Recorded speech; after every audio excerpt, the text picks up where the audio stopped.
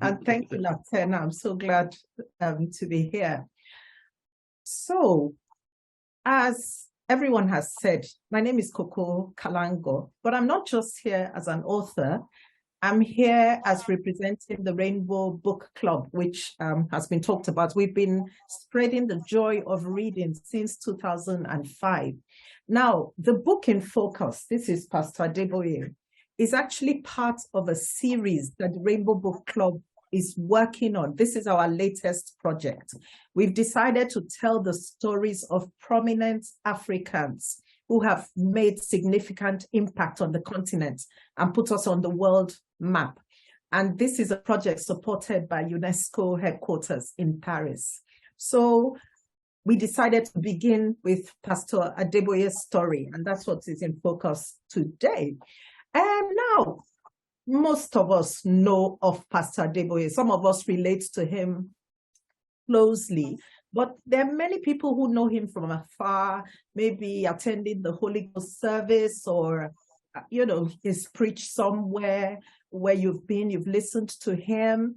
But there are many things about his life that people may not know. And what we have done is to distill this life of 80 years in a few pages. As Kunle says, it's an easy read, aimed primarily at young people, but I can tell you, you would enjoy it, whatever age you are. So it's a book that has illustrations, has about 100 pages, but only half of those pages are words. The other half is illustrations. So we have beautiful illustrations. It's an easy read. It's for busy people like you and I. And it takes us on the journey of his life from, his background, the society into which he was born, his family, his childhood days as a boy who wanted to go to school by all means, and you would see what he did to persuade his father to send him to school. So he was the first person in his family to set his foot in a school, and then he grows up, and then there are the many adventures of the little boy, Adeboye, which is so fascinating. He grows up and goes to Ilesha Grammar School. He excels in mathematics, earning him the nickname Ade Math. And at Ilesha Grammar School, when he was graduating, something happened that changed his life forever. You can find that in the book. And did you know that for the first time in his life, Pastor Adeboye wore shoes at the age of 18? This is something many people don't know. Do you know he was once a boxer? Do you know that he translated D.O. Fagunwa's book, or he rewrote it for stage performance when he was a secondary school teacher? So he was a secondary school teacher. D.O. Fagunwa's book, the title is in Yoruba, so I won't do justice if I try to tell you what it is. But Wole Soyinka translated it to the forest of 1,000 demons. Then we see Pastor Adeboye at the University of Nsukka, interesting years where a lot of us would identify with the youthful Adeboye who falls in love, then gets his heart broken, and then becomes a man around town. But one day he meets a young lady who's different from all the others. She gives him a gift that really touches his heart and changes his life. Who is that young lady? What became of that relationship? You want to find out in the book. Then we take you from there to the years of his courtship, his marriage to a princess, Folu Adeyokunu. And you may be surprised to know that the lady who's now his wife had like 4 suitors at the time. Pastor Adeboye wanted to marry her. And guess why she chose him? Apart from saying he was honest, he was hardworking, she also likes the fact that he was quiet. And to her, she said, they'll be able to live a nice private life. What an irony. So they get married and, begin life. And you probably did not know that Pastor Adeboye had a child with special needs. So these are the sort of things that you'll find out in the book. And it was that child that led them to God, because they were looking for a solution and that brought them to the Redeemed Christian Church of God. Then we see his relationship with the founder of the church. Some of us may not know that Pastor Adeboye is not the founder of the church. Reverend Josiah Akindayomi was the founder. What was his relationship with Reverend Akindayomi? It's in the book. And how he received the call to be a pastor, how he resisted the call, different challenges in his early Christian walk, and then the passing away of Reverend Akindayomi and the passing of the baton over to Pastor Adeboye is all in the book. The genesis of the now world-famous Holy Ghost services is in the book, and even the story behind the campground, the different challenges the Adeboyes went through in the early years of ministry, how Mrs. Adeboye started the mission school. She's a trained teacher, and today that movement, the Christ the Redeemer School movement, has over 200 schools. Then we get to learn about the changes that Pastor Adeboye brought into the church that has changed the church from a little church in Ebutemeta that had about 40 parishes when he became general overseer to a church that has over 51,000 parishes today, reportedly over 10 million members, and presence in over 198 nations and territories. So with more tentacles than the United Nations. Then we enter into his private life to see how does he spend his time? How does he relax? You know, does he have friends? What are his hobbies? What's his relationship like with his children? And something I discovered is that in the 55 years of marriage between Pastor and Mrs. Adeboye, they say they've never had an external person come to settle a quarrel. How did they achieve this? Find out in the book. And how did a little boy from a humble background in Ifewarai village that was not even on the map grow up, get an education against all odds, become a lecturer, and on his way to becoming the youngest vice chancellor in Africa, which was his life's goal. But he answered the call of God, made a turnaround, preached the gospel, and today is one of the most influential people in the world, according to Newsweek magazine, according to CNN, according to, as reported by the BBC. So these are just some of the things you will see, how Pastor Adeboye has been guest to heads of nations and royalty around the world. But you would also see the times of his questioning things about the faith, the times of weakness, the times of rebellion, the times of doubts. So these are some of the things in the book. Kunle, I think I better stop here. Before I give it all away. Well, fantastic. Well, some you said, and truly some. There are a lot more in that book. I was like, oh, wow, I didn't know this. I didn't know that about this man. My first question to you is, why this is a series? This is a series of great Africans. Why Pastor Adeboye first? Is the first character of your series. Why did you pick this particular character first? Thank you, Kunle. That's a question a lot of people have asked me. You know, as I said, we're writing about Africans, but you know, charity begins at home. So as a Nigerian, I thought it's natural for me to begin at home. And when we come to Nigeria, we do have a list of people we'd be writing about. But yes, because he qualifies, we look at who we want to profile and we say, maybe, are they the first at something? Are they the best at something? Have they achieved something that we cannot ignore? Have they put Africa on the world map? Pastor Adeboye ticks all these boxes. And then I must confess to you, there's the personal part. Now, I met Pastor Adeboye over 35 years ago, and I have studied his life. You can see I've been a student of his. I'm also a graduate of the Redeemed Christian Bible College. That was in 1994. So I have related reasonably closely with Pastor and Mrs. Adeboye, and I've been fascinated by his life. To me, it's a life of discipline, you know, a life of consistency, a life of tenacity. a life of integrity and just dreaming big, out of this world kind of dream. And I believe that it's a story that would challenge us. It would bless us. It would encourage us, to believe God against all odds. And it would show how the love of God just guides one, even when we don't know him.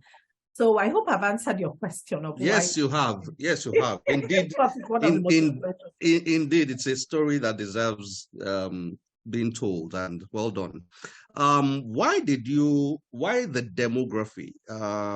Your target is young readers, your primary target, young readers.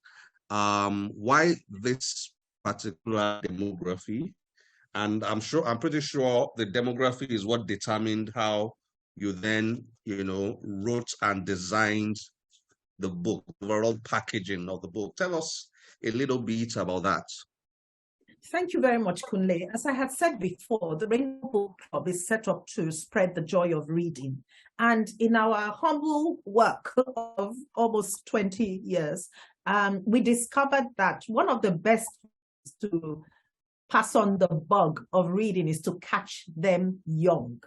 If people can read from a very young age, then it would become just part of their lifestyle, and it's easier for them to keep on reading. So we decided to target that class. And I must add as well, another reason we started with Pastor Adeboye's story is that his life is a testament to the power of education, to the importance of reading and books, because till today, he's a ferocious reader. He has a library of over 55,000 books, such a busy man. And yet reading is so important to him. But you know what? I also got the inspiration to do these books from similar books I have read about people all over the world, books published abroad. And I, an adult, enjoyed the book. So in presenting the book in this easy to read way, we catch not just the young people, but busy adults as well. You have said you enjoyed reading it. So this sort of format catches the young people, but also the adults. So we thought it's just a winning way to go. Okay, great. Now there's so many interesting things here. I'll come back to pointing out some of them, but how did you research this? As I read, I said, I got very curious about how you came about some of the things you expressed in the book. For example, you just said now that, which was one of the things I marked with my pen while I was reading, that he has a library of over 50,000 books. I said, wow. And one interesting story is, a few days back, I had the privilege of moderating a panel at a book fair, a book festival, and I carelessly said that I wish Nigeria will change, and that in Nigeria authors don't sell 1 million copies of their books. So when I was reading your book, then I bumped into the part where you said Pastor Adeboye's famous book, devotional. What's the title again? Please remind me now. Open Heavens. The Open Heavens. Open Heavens. Thank you. Open Heavens sells 1 million copies a year. Oh my goodness. I felt like reversing time. Anyway, just an example of so many things you have in the book that got me curious about how you researched the book. Did you get to interview Pastor Adeboye himself while you were trying to write this book? Did you speak to him, or did you depend on other sources?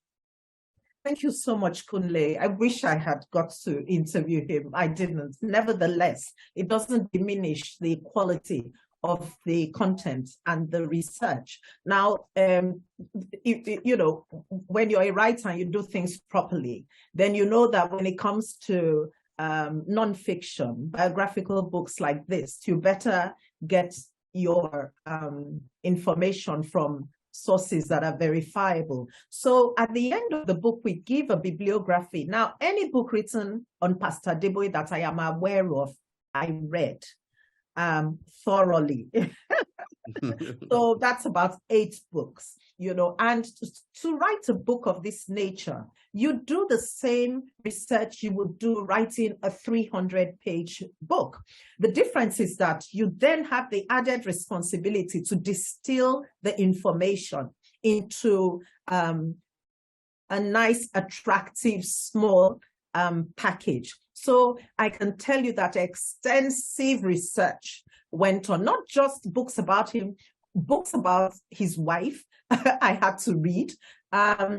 Of course, the church website, information out there. And I have been a student of the subject for over 35 years. I have followed his life. I've watched it. I've been in the church, so I have picked up things along the way. But to answer your question, thorough professional research was carried out.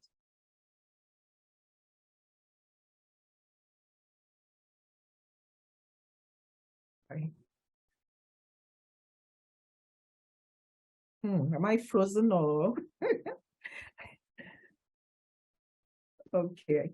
Kunle, over to you.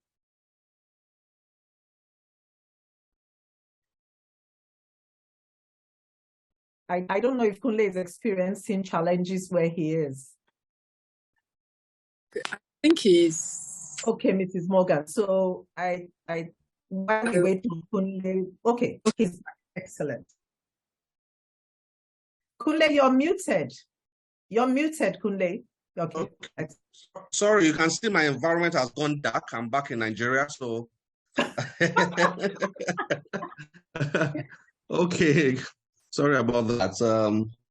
Okay, great. I mean, that's a very good answer. Thank you for that. Now, this man is such an iconic, it's such a fascinating man. He's there's a tendency to look at Pastor Adeboye almost entirely from a spiritual perspective, or the man of God, the pastor of the Redeemed Christian Church. But what you've done in this book, which I love, is you've shown us the whole man, many other aspects of him that are almost equally as important, in the sense that there are aspects of him that make him who he is as a spiritual leader. And I like that about the book. It comes alive, it becomes real when you are learning about a spiritual leader. You are learning about how he grew up, school, not wearing shoes, people, with friends, how he met his sweethearts, how he studied mathematics and science. And I was fascinated by the fact that he was not. I always thought Pastor Adeboye, I always saw him as a mathematician before he became a pastor. But exposed in this book is how he taught not just mathematics but also drama, and even, didn't you write something about music? I can't remember. Music, drama, the arts anyway, generally. Translating Fagunwa's book, which is what you were trying to get on. So tell us, why did you go this route? It seems like a question with an obvious answer because it's a biography anyway, but I would like us to give us a glimpse into your mind as you worked on these other aspects of his life. What were you asked? What were you trying to do? Thank you, Kunle. When we see great men, such as Pastor Adeboye is, Nelson Mandela, icons, we tend to just see them through the lenses of their greatness. But there's a story behind the person, the man or the woman. And I think that's the beauty of a biography, to go back to behind the screen and look at the story behind the story. So we want to see also that great people have had struggles like you and I. When Pastor Adeboye got born again, he couldn't understand why he should pay tax 10% from an income that wasn't even in 100%. So mathematician reasoned, 100% is not enough. If I give 10% to the Lord, 90% will be left. How would I be able to cope? But he tried it. He decided to try God. And when he did it the first time, then he was a lecturer at the University of Lagos on a modest income. But opportunities opened to be a supply teacher in some secondary schools. Like, immediately he did that. And to him, that was a blessing that came from him obeying the instruction in scripture to pay tithe. And he's reported today, it's reported that he gives up to 90%. So we see that struggle as a young Christian. We see how he tried to get a Commonwealth scholarship to further his studies, but he did not. So he has had disappointments as brilliant as he was. It's a very interesting story. On the panel where they were interviewing, one of the men, I think the chairman of the panel, fell asleep during the interview, and he woke up from nowhere and asked him, where is the capital of Entebbe or Uganda? Yes. Where is Entebbe? Where is Entebbe? And Pastor Adeboye, the witty young man, responded, I'm not here for a geography test. Of course, he never got the scholarship. And then when he went to the University of Nsukka, he went with the passion and determination to graduate with the first class. But we found out that he did not make a first class. And it could have been because during the war, he left University of Nsukka and went to complete his studies at the University of Ife, whose campus was in Ibadan at the time. So he didn't make his first class. So disappointments, yes, challenge. Oh, and then when he became general overseer, my goodness, that's another level of challenge. So he had a lucrative job as a university lecturer, but he answered the call of God. And himself and the family, when he became general overseer, now moved into a modest accommodation in Mushi, which is like a slum, really. And he was one day crying out to God and saying, Lord, please just give me a boys' quarter with 4 rooms. One for my wife and myself, one for our daughters, one for our sons, and one for guests. But God said to him, son, why are you asking me for a house? I've decided to give you a city. So that's the genesis of the redemption camp. Let me stop there. So basically, we want to know the whole experience as much as we can. The weakness, the strengths, the tough times, the good times that have made the person who they are. Okay, great. This is a question to you as an author, as the author of this book, which is different from you being somebody who has, probably enjoyed or tapped from the spirituality of this man of God. The way a person who is a member of Redeemed Christian Church or who is a Christian generally and has had the privilege of learning from Pastor Adeboye, the spiritual perspective, the way the person will see this man is not the way I would like you to answer this question. What is the significance of this man? And if you get what the foundation I've been trying to lay to this question is, I don't want you to respond to this question.